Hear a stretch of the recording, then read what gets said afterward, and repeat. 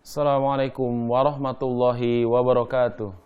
Alhamdulillahi rabbil alamin. Wassalatu wassalamu ala nabiyyina Muhammadin wa ala alihi wa ashabihi ajma'in wa man tabi'ahum bi ihsanin illa yaumiddin. Alhamdulillah, para pemirsa Ahsan TV dimanapun Anda berada, kita dapat berjumpa kembali di kajian pagi program yang membahas kitab Al-Adabul Mufrad, buah karya dari Imam Bukhari. Insyaallah pada kesempatan di pagi hari ini kita sudah memasuki hadis ke 133, yang mana nanti akan disampaikan oleh pemateri kita, yaitu guru kita Al-Ustadz Syahrul Fatwa LC Hafizahullah Ta'ala. Beliau sudah ada di samping saya pada saat ini. Kita sapa terlebih dahulu. Ustadz, Assalamualaikum warahmatullahi wabarakatuh. Ustadz. Waalaikumsalam warahmatullahi wabarakatuh. Alhamdulillah, semoga Allah menjaga antum dan keluarga. Amin. Baik, para pemirsa Ahsan TV dimanapun Anda berada, di sesi kedua, yaitu di sesi tanya jawab, silakan Anda bisa menghubungi kami untuk bertanya langsung kepada Ustadz, bisa melalui sambungan telepon di 0218901603 atau melalui pesan singkat di 081314455557. Sebelum itu kita langsung simak aja materi yang akan disampaikan Ustadz. Fadhal masykurah. Bismillahirrahmanirrahim. Assalamualaikum warahmatullahi wabarakatuh. Innal hamdalillah nahmaduhu wa nasta'inuhu wa nastaghfiruh wa na'udzu billahi min shururi anfusina wa min sayyiati a'malina. May yahdihillahu fala mudilla lahu wa may yudlil fala hadiya lahu. Asyhadu an la ilaha illallah wahdahu la syarika lah wa asyhadu anna Muhammadan abduhu wa rasuluhu la nabiyya ba'dah. Qala Allah tabaraka wa ta'ala, ya ayyuhalladzina amanu taqullaha haqqa tuqatih wa la tamutunna illa wa antum muslimun. وقال أيضا يا أيها الناس اتقوا ربكم الذي خلقكم من نفس واحدة وخلق منها زوجها وبث منهما رجالا كثيرا ونساء واتقوا الله الذي تساءلون به والأرحام إن الله كان عليكم رقيبا. فإن أصدق الحديث كتاب الله وخير الهدي هدي محمد صلى الله عليه وسلم وشر الأمور محدثاتها فإن كل محدثة بدعة وكل بدعة ضلالة وكل ضلالة في النار. Saudara-saudaraku, para pemirsa dimanapun Anda berada, alhamdulillah, puji syukur selalu kita ucapkan. Pagi hari yang berbarokah ini kita masih dalam keadaan sehat walafiat, diberikan berbagai macam kenikmatan oleh Allah Subhanahu wa taala. Saudaraku yang dimuliakan Allah, pandemi virus corona COVID-19 belum berakhir, belum usai. Maka kami mengajak diri kami dan seluruh kaum muslimin untuk selalu taubat dan minta ampun kepada Allah Subhanahu wa taala. Taubat dari segala dosa yang kita lakukan, baik yang sengaja maupun yang tidak sengaja, baik yang kita ketahui maupun yang tidak kita ketahui. Karena saudara-saudaraku, inilah satu-satunya yang bisa mengangkat musibah ini dengan taubat kembali kepada Allah SWT. Allah yang menurunkan penyakit, maka Allah pula yang akan mengangkatnya. Taubat kembali kepada Allah atas segala dosa, karena tidaklah turun musibah, kerusakan di permukaan bumi, ujian, bala, kecuali karena sebab dosa kita. Karena itu Allah berfirman, "Zaharal fasadu fil barri wal bahr bima kasabat aydin nas linudhiqahum ba'dal ladzi 'amilu la'allahum yarji'un." Telah nampak kerusakan di daratan dan di lautan karena sebab ulah tangan manusia. Kerusakan di daratan sudah kita lihat sekarang. Bagaimana ekonomi manusia hancur, bagaimana usaha manusia hancur. Ya, karena sebab pandemi corona ini. Apa kata Allah?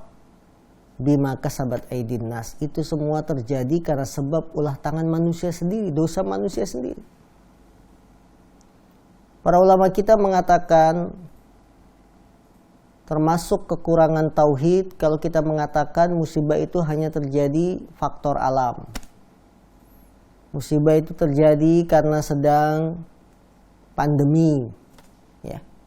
Tanpa mengingatkan manusia bahwa apa yang terjadi di permukaan bumi ini berupa ujian musibah itu karena dosa manusia. Bahkan sampai ada yang berlebihan yang mengatakan satu-satunya penangkal virus adalah pakai masker. Mungkin yang mengatakan ini penjual masker supaya laris manis. Ini kesyirikan. Sampai mengatakan satu-satunya penangkal virus penyakit adalah masker. Allahu Akbar. Tidak boleh. Kita menempuh sebab dibolehkan. Ingin sembuh dari penyakit, minum obat, boleh. Ini namanya sebab. Tapi para ulama mengatakan harus terpenuhi 3 syarat kalau kita menempuh sebab tersebut. Syarat pertama, sebab yang kita ambil tidak bertentangan dengan syariat. Orang ingin sembuh penyakit, tapi sebab yang diambil penyembuhannya adalah dengan makan makanan yang haram misalkan. Atau semedi, minta bantuan jin supaya penyakitnya sembuh. Ini bertentangan dengan syariat, maka tidak boleh. Jadi sebab yang kita ambil tidak bertentangan dengan syariat. Syarat kedua, sekuat apapun sebab tersebut, kita harus tetap tawakal kepada Allah Subhanahu wa taala. Tidak ada yang bisa menghilangkan musibah, ujian yang kita alami sekuat apapun sebab yang kita ambil.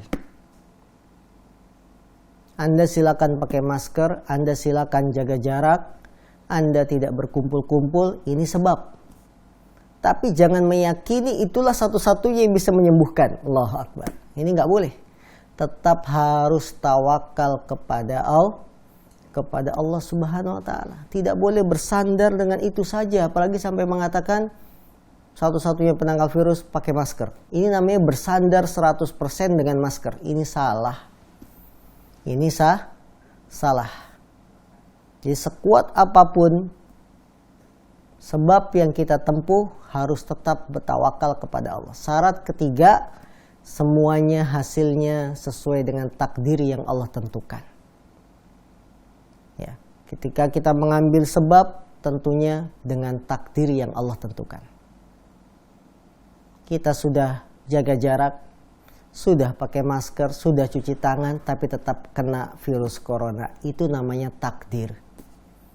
Jangan salahkan pakai maskernya, jangan salahkan cuci tangannya. Apa ini petugas kesehatan nggak bener? Saya tiap hari perasaan pakai masker, saya tiap hari perasaan cuci tangan, kok saya kena juga penyakit corona? Ya, semuanya berjalan dengan takdir Allah. Ya, semuanya berjalan dengan takdir Allah. Nggak boleh bersandar dengan sebab itu sendiri. Misalkan ada yang tidak pakai masker, tidak cuci tangan, tetap kumpul-kumpul, kok dia nggak kena? Ya semuanya dengan takdir Allah. Seperti itu. Jadi kaum muslimin yang dimuliakan Allah Subhanahu wa taala, tingkatkanlah tauhid kita, tingkatlah iman kita, kembalilah kepada Allah Subhanahu wa taala, karena inilah yang bisa menghilangkan musibah. Maka kami mengimbau bagi para pemimpin negeri, pemimpin wilayah, ya, para gubernur, para bupati, para wali kota, selain kita mengingatkan protokol kesehatan, ingatkan pula manusia untuk taubat kepada Allah Subhanahu wa taala. Agar kembali kepada Allah. Ini yang bisa mengangkat musibah ini, pandemi corona. Jadi kita tidak bersandar dengan protokol kesehatan 100%, tapi kembalikan juga manusia untuk kembali kepada Allah. Semakin manusia berbuat dosa dan bermaksiat, maka musibah ini akan Allah turunkan kepada siapa saja. Karena itu sahabat Ali bin Abi Thalib, beliau berkata, "Ma nazala bala'un illa bidzambin wa ma rufi'a illa bitaubatin."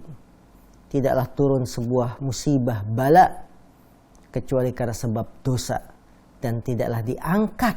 Lihat, tidaklah diangkat bala ini, ujian ini, kecuali dengan taubat. Taubat kepada Allah Rabbul Alamin. Maka bagi para pemimpin negeri kita yang kita cintai, baik itu presiden, baik itu gubernur, baik itu bupati, wali kota, camat, ya, bahkan sampai tingkat desa, lurah, ajak masyarakat patuhi protokol kesehatan dan patuhi aturan Allah. Patuhi untuk taubat kepada Allah dan tinggalkan dosa.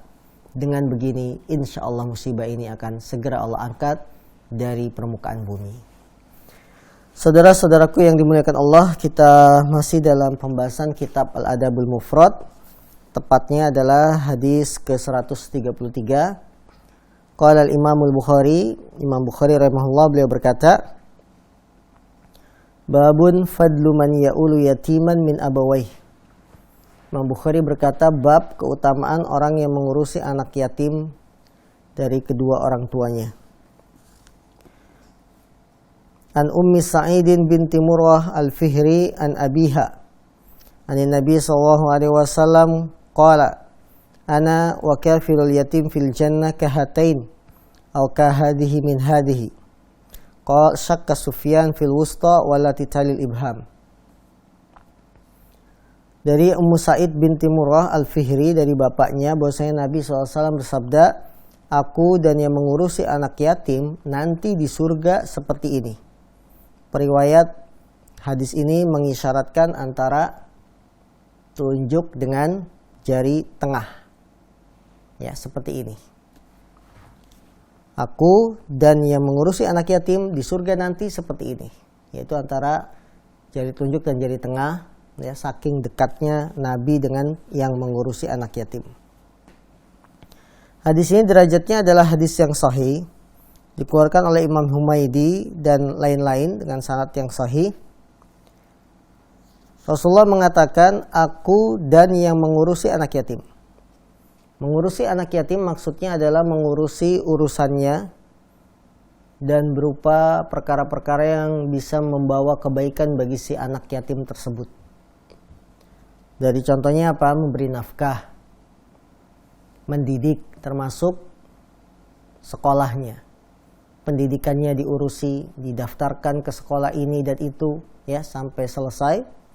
Juga memperhatikan urusan-urusan kebutuhan fisiknya. Makan, minum, pakaian, tempat tinggal, ya, untuk istirahatnya. Jadi selain mengurusi masalah-masalah fisik, kebutuhan pokok, juga diurusi kebutuhan batinnya. Berupa pendidikan, ilmu agama. Ini yang disebut dengan kafilul yatim. Orang yang mengurusi anak yatim. Nanti pada hari kiamat di surga, orang yang mengurusi anak yatim itu seperti ini. Sangat dekat, yaitu antara jari telunjuk dengan jari tengah. Nah, sangat dekat sekali antara Nabi dengan orang yang mengurusi anak yatim. Saudara-saudaraku yang dimuliakan Allah SWT, maka hadis yang mulia ini memberikan pelajaran pada kita, yaitu anjuran untuk mengurusi anak yatim dengan memberikan bantuan harta, dan itu merupakan sebab masuk surga. Maka saudaraku, kalau kita memiliki kelebihan harta, kemudian kita mengangkat anak yatim misalkan di salah satu, ya, pondok pesantren yang mengurusi anak yatim atau lembaga pendidikan. Misalnya kita katakan si yatim ini A, saya yang nanggung biayanya per bulan. Tidak ada masalah, walaupun dia hanya sifatnya setiap bulan transfer uang ke pengurus sekolahan tersebut, ke pengurus pendidikan tersebut. Boleh. Anda sudah termasuk dalam hadis ini, yaitu yang mengurusi anak yatim. Kemudian nanti lembaga pendidikan mengelola uang ini, ya, tiap bulan disalurkan kepada anak yatim yang sudah ditunjuk, yang sudah ada yang menjaminnya, makannya, minumnya, pakaiannya, kemudian kebutuhan pokoknya dari sabun, ya, sikat gigi dan seterusnya.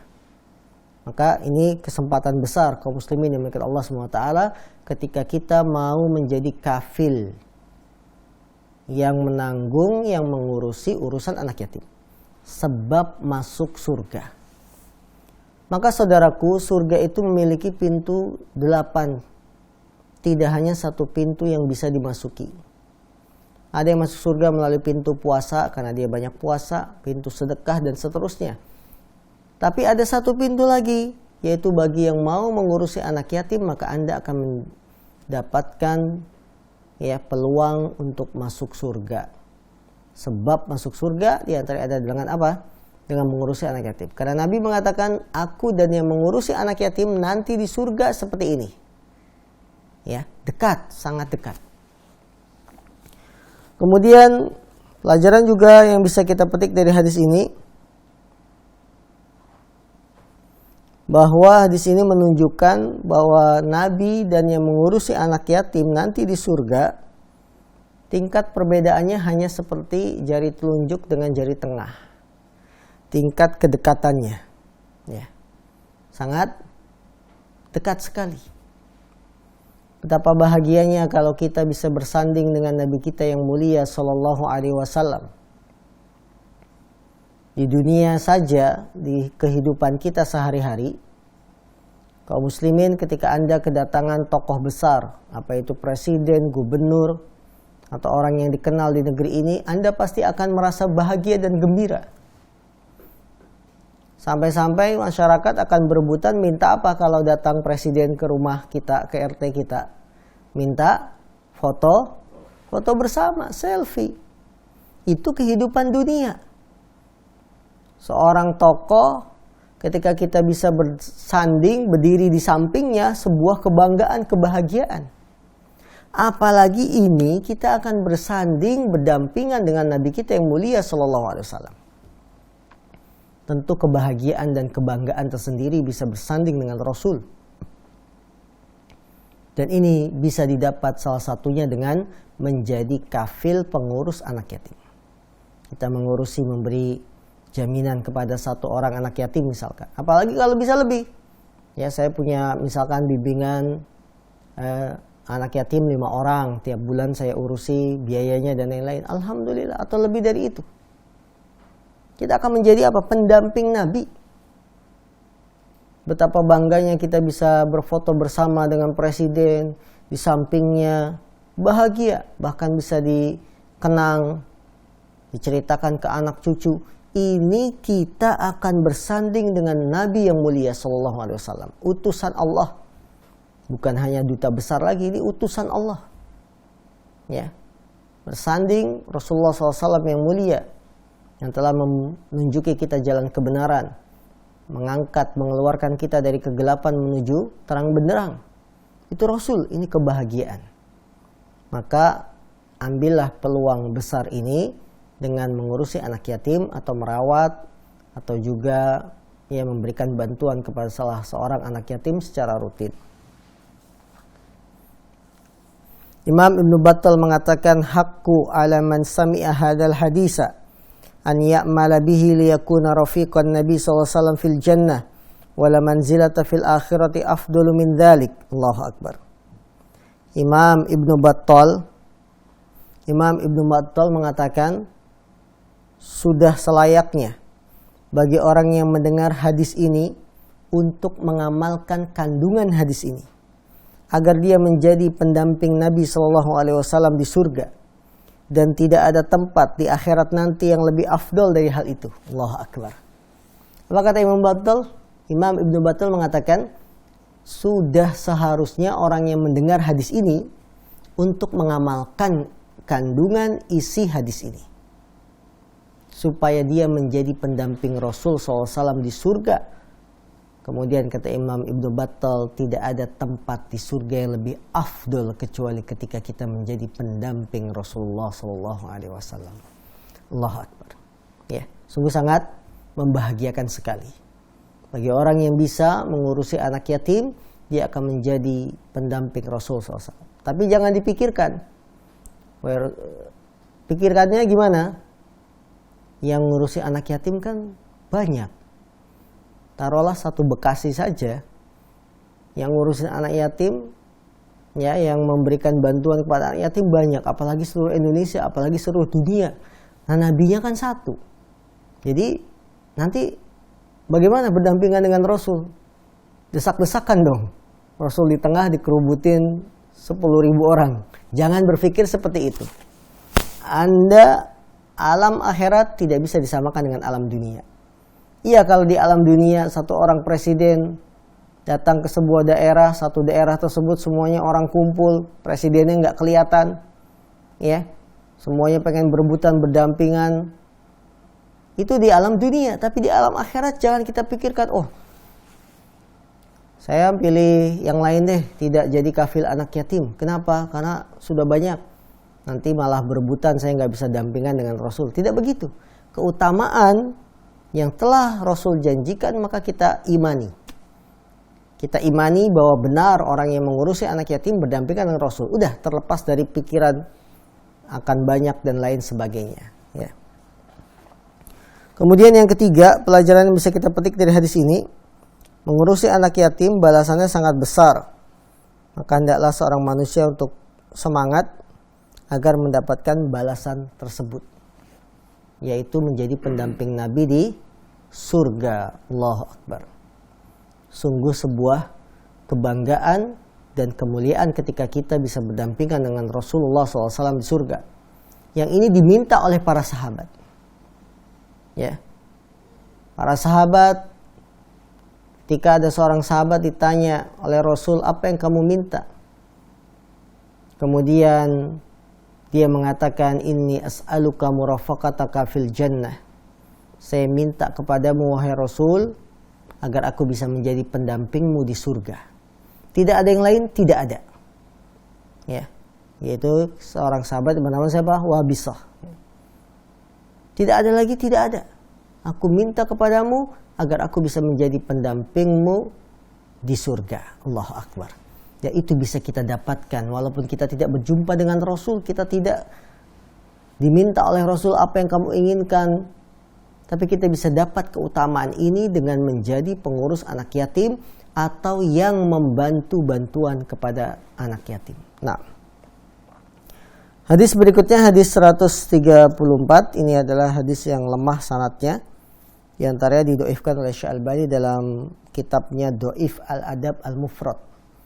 Jadi Syekh Albani itu punya buku yang mengoreksi kitab Al-Adab Al-Mufrad. Beliau pisahkan antara hadis-hadis yang sahih yang disebut dengan bukunya Sahih Adab Mufrad, dan juga memisahkan hadis-hadis yang lemah. Maka hadis 134 tidak kita ulas dan tidak kita baca. Kita lanjutkan hadis 135. Haddatsana Abdullah bin Abdul Wahhab qala haddatsani Abdul Aziz bin Abi Hazim qala haddatsani Abi qala sami'tu Sahla bin Sa'din anin Nabi sallallahu alaihi wasallam qala ana wa kafirul yatim fil jannati hakadha wa qala bi isba'ihi as-sababati wal wusta. Dari Sahal bin Sa'id bahwasanya beliau mendengar Nabi SAW bersabda, aku dan yang mengurusi anak yatim di surga seperti ini. Kemudian Sahal sebagai seorang rawi mengatakan beliau memberi isyarat dengan dua jari telunjuknya, dengan dua jari, yaitu jari telunjuk dan jari tengah. Ini hadisnya sama seperti hadis 133. Kita lanjutkan ke hadis 136. Haddatsana Musa qala haddatsana Alla bin Khalid bin Wardan qala haddatsana Abu Bakr bin Hafs anna Abdullah kana la ya'kulu ta'aman illa wa ala khiwanihi yatimun. Telah menceritakan, Imam Bukhari mengatakan telah menceritakan kepada kami Musa, telah menceritakan kepada kami Alla bin Khalid bin Wardan, dia berkata, telah menceritakan kepada kami Abu Bakar bin Hafs, bahwasanya Abdullah, beliau tidaklah makan makanan kecuali di samping tempat makannya itu ada seorang anak yatim. Hadis ini sahihul isnad, sanadnya adalah sahih. Abu Bakar bin Hafs di sini maksudnya adalah Abdullah bin Hafs bin Umar bin Sa'ad bin Abi Waqqas. Jadi Abdullah di sini maksudnya adalah Abdullah bin Hafs bin Umar bin Sa'ad bin Abi Waqqas. Beliau tidak makan makanan kecuali di samping tempat makanan tersebut ada seorang anak yatim. Saudara-saudaraku yang dimuliakan Allah Subhanahu wa taala, orang yang semangat untuk berbuat kebaikan, dia akan melakukan apapun walaupun sifatnya sederhana dan kecil. Karena dalam Islam itu ada amalan yang sederhana, kecil tapi berpahala besar. Di antara yang dilakukan oleh Abdullah bin Hafs bin Umar bin Sa'ad bin Abi Waqqas, beliau itu tidak makan sendirian. Tidak makan sendirian. Dia berusaha untuk tidak makan kecuali ada ditemani seorang anak yatim. Ya. Saking semangatnya untuk berbuat kebaikan. Dia tetap makan dengan keluarga, tetap makan dengan anak-anak, tapi dengan mengundang anak yatim. Karena itu kaum muslimin yang dimuliakan Allah Subhanahu wa taala, jangan remehkan perbuatan baik walaupun sedikit. Jangan remehkan perbuatan baik walaupun itu sedikit. Nabi kita yang mulia sallallahu alaihi wasallam beliau bersabda, la tahqiranna minal ma'rufi syai'a. Jangan kalian remehkan perbuatan baik itu sedikit pun. Jangan. Ya. Di antaranya apa? Dengan makan bersama anak yatim.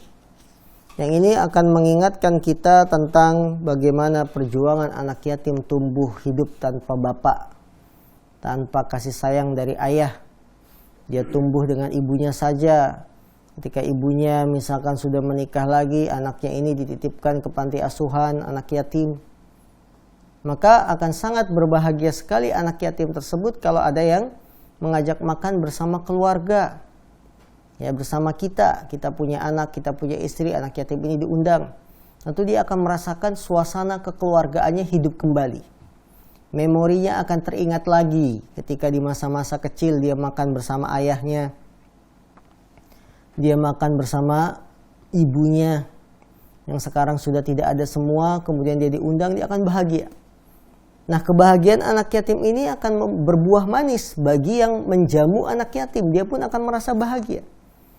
Karena kita kalau ingin bahagia, rumusnya adalah bahagiakan orang lain. Apa yang kita berikan itu sebanding dengan apa yang kita harapkan. Ya. Kalau kita berikan satu, yang kita harapkan juga satu. Satu bagi satu berapa? Hasilnya satu, dapatnya satu. Tapi kalau yang kita berikan misalkan 10, yang kita harapkan cuma 1, 10 bagi 1 hasilnya 10, banyak. Maka hasil yang kita terima itu sebanding dengan harapan dan pemberian yang kita berikan. Jadi semakin kecil harapan kita, maka akan semakin besar hasil yang kita terima. Kita ngasih 10, harapannya 0, 10 bagi 0, ya, tambah besar, banyak. Karena itu kaum muslimin yang dimuliakan Allah SWT, jika kita ingin bahagia, bahagiakanlah orang lain. Nabi kita yang mulia sallallahu alaihi wasallam beliau bersabda, ahabbul a'mali ilallahi sururun tudkhiluhu ala akhikal muslim. Sebaik-baik amalan yang dicintai oleh Allah SWT adalah kebahagiaan yang engkau masukkan kepada saudaramu semuslim, saudaramu seagama. Maka ketika kita memberikan kebahagiaan kepada orang lain, Allah pun akan memberikan kebahagiaan kepada kita. Karena para ulama mengatakan al-jaza'u min jinsil amal. Balasan itu sesuai dengan jenis amalan. Baik, para pemirsa yang dimuliakan Allah SWT, ini yang bisa kita kaji di kesempatan pagi hari ini. Sebelum kita lanjut, kita simak bagian kedua, yaitu tanya jawab. Ya, silakan. Nah. Ya, baik, jazakallahu khairan Ustaz atas penyampaian dari materi yang sudah disampaikan Ustaz, yaitu hadis 133 sampai ke 136. Para pemirsa Asana TV dimanapun Anda berada, silakan kami mengajak Anda, mengundang Anda untuk berinteraktif. Silakan bisa bertanya langsung kepada Ustadz, bisa di nomor telepon, di line telepon 021 890 1603 atau bisa melalui pesan singkat di 0813 1445 557. Sebelum kita buka sesi tanya jawab, kita jeda terlebih dahulu.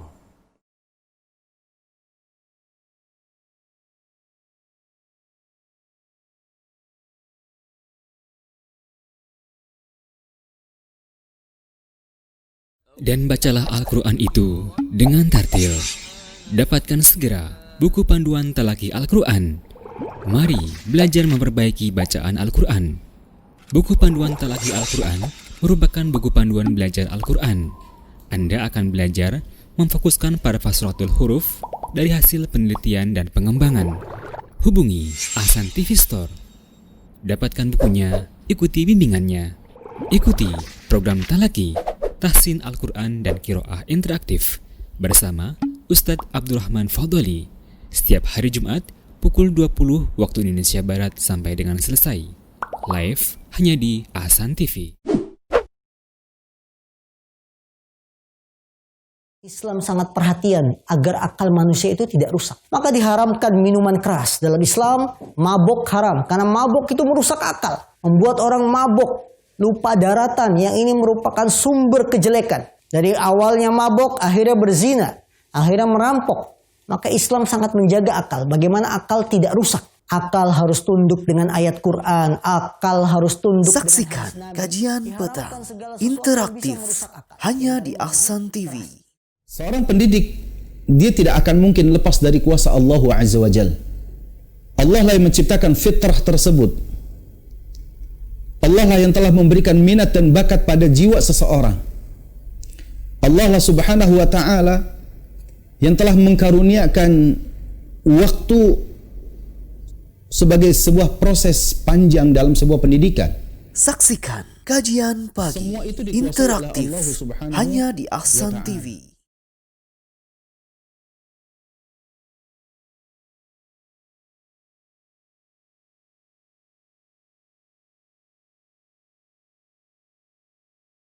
Baik, pemirsa Ahsan TV dan tempat Anda berada, alhamdulillah kita masuk di sesi tanya jawab. Silakan bagi Anda yang ingin berinteraktif dan bertanya langsung kepada Ustadz, bisa melalui layanan telepon di 0218901603 atau bisa melalui pesan singkat di 0813 1445 5557. Baik Ustadz, sambil menunggu kita ada yang masuk melalui telepon, kita bacakan terlebih dahulu pertanyaan dari pemirsa yang sudah masuk. Bismillah, Assalamualaikum warahmatullahi wabarakatuh. Dari Ramadan di Cikarang, Bekasi. Mau tanya Ustadz, lebih utama mana mengurus anak yatim yang dari kalangan saudara kita sendiri ataukah dari kalangan anak yatim yang bukan dari kalangan saudara kita? Syukron, jazakallahu khairan. Fadhil Ustadz. Baik, dari saudara kami Ramadan di Bekasi ya. Beliau mengatakan mana yang lebih utama mengurusi anak yatim dan masih punya hubungan saudara, kerabat, atau anak yatim yang tidak memiliki hubungan kerabat dan saudara. Tentu tidak kita ragukan ketika kita mengurus anak yatim dan masih saudara kita itu lebih utama daripada yang tidak bukan saudara. Walaupun semuanya sama-sama memiliki keutamaan. Ya. Kenapa demikian? Karena ketika kita mengurusi anak yatim dan masih saudara kita, ini akan ada tambahan nilai pahalanya. Apa tambahan nilai pahalanya? Yaitu menyambung silaturahim. Ya. Ketika kita bersedekah, Rasulullah mengatakan kalau kita bersedekah kepada saudara, maka kita dapat 2 pahala. 1 pahala sedekah, yang kedua pahala menyambung tali silaturahim. Nah, begitupun Anda ketika mengurusi anak yatim dan masih punya hubungan kerabat dan persaudaraan, maka Anda dapat 2 pahala. Pahala sebagai pengurus anak yatim, ya, yang ngurusin anak yatim, dan pahala kedua adalah pahala menyambung tali silaturahim. Namun ini kalau tidak ada di kalangan saudara, kita beralih pada anak yatim yang memang tidak memiliki hubungan kekeluargaan dengan kita. Nah, Allah alam. Masyaallah, jazakallahu Ustaz, barakallahu fiik atas jawabannya. Mudah-mudahan bisa bermanfaat untuk kita semuanya.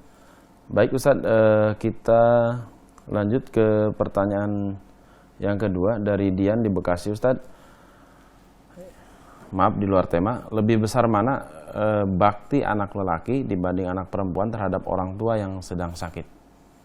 Baik, lebih besar mana bakti seorang anak laki-laki ataukah anak perempuan ketika orang tuanya sedang sakit? Saudara-saudaraku yang dimuliakan Allah Subhanahu wa taala, sebagai anak memiliki kewajiban berbakti kepada orang tua dengan tingkat yang sama, tanpa ada membedakan antara itu anak laki-laki atau anak perempuan. Karena perintah berbakti kepada orang tua adalah kepada anak-anak secara umum, baik dia laki-laki atau perempuan. Di dalam Al-Quran tidak ada memisahkan bahwa berbakti kepada orang tua kalau anak laki-laki lebih besar, tapi kalau anak perempuan sedikit aja baktinya. Karena bagian warisnya laki-laki kan lebih besar, bagian waris wanita lebih kecil. Berarti wanita, anak perempuan berbakti sama orang tuanya cuma sedikit saja. Tapi kalau anak laki-laki berbakti sama orang tuanya harus banyak. Tidak seperti itu, tidak ada. Ya, tidak ada membedakan antara anak-anak dalam hal kewajiban berbakti kepada orang tua.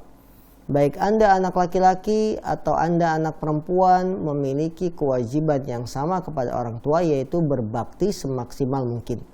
Yang ada adalah yang dalam syariat dibedakan itu pembedaan dalam hal kepada ibu atau bapak. Nah, ya kan? Dalam syariat berbakti kepada ibu ini lebih besar, sampai Rasul menyebutkan 3 kali. Jadi kita diperintahkan berbakti kepada ibu lebih banyak dibandingkan dengan seorang ayah. Ketika ada seorang sahabat bertanya, "Ya Rasulullah, siapakah yang paling berhak aku berbuat baik kepadanya?" Rasulullah menjawab, "Ibumu, ibumu, ibumu, kemudian bapakmu." Ini menunjukkan bahwa dalam syariat Islam, anak wajib berbakti kepada orang tua tanpa membedakan status anak itu laki-laki atau perempuan. Tapi kepada siapa kita berbakti itu kepada orang tua, terutama ibu. Dan ini syariat membedakan. Ibu lebih didahulukan. Ibu lebih diutamakan daripada ayah. Ya.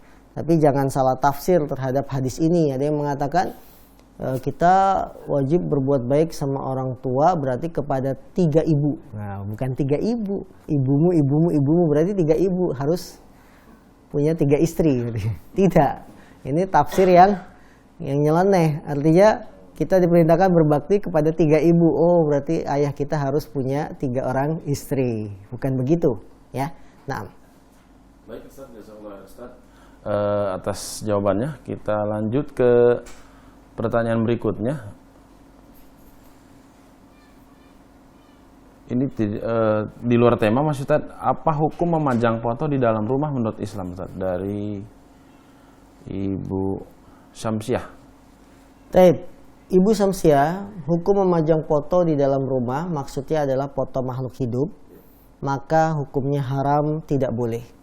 Bahkan para malaikat, maksudnya malaikat rahmat, tidak akan masuk rumah yang di dalamnya ada gambar makhluk bernyawa dan di dalamnya ada patung. Sebagaimana hadis Rasulullah SAW, la yadkhulul malaikatu baitan fihi surah wala timsal, ya, tidak akan masuk rumah malaikat rahmat yang rumah tersebut di dalamnya ada gambar dan juga ada patung.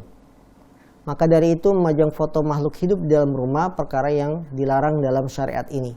Hilangkan foto-foto tersebut, baik foto pernikahan, foto wisuda anak, ya kadang-kadang kita kan memajang ya foto wisuda, foto apa lagi?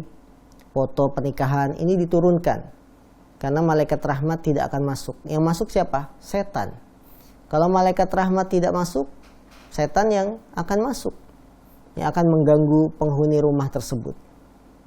Jangan pula kita mengatakan biarlah malaikat nggak masuk, berarti kan saya hidupnya nanti akan panjang umur karena malaikat nggak masuk ke rumah saya. Bukan itu. Yang tidak masuk itu malaikat rahmat. Kalau malaikat maut, walaupun ada foto di rumah, dia akan masuk menjemput nyawa kita, ya. Jadi ini, mohon kepada yang masih memajang foto-foto makhluk hidup di rumah diturunkan, jangan dipajang. Kecuali foto pemandangan, ya, gunung, lautan, atau bangunan, gedung-gedung itu tidak ada masalah. Tapi kalau makhluk hidup, baik manusia atau hewan, tidak boleh dipajang di rumah. Wallahu a'lam. Baik Ustaz, jazakallahu khairan Ustaz atas jawabannya. Mudah-mudahan bisa menjadi manfaat untuk kita semua. Lanjut lagi ke pertanyaan Berikutnya Ustaz, Assalamualaikum, dari hamba Allah di Cikarang.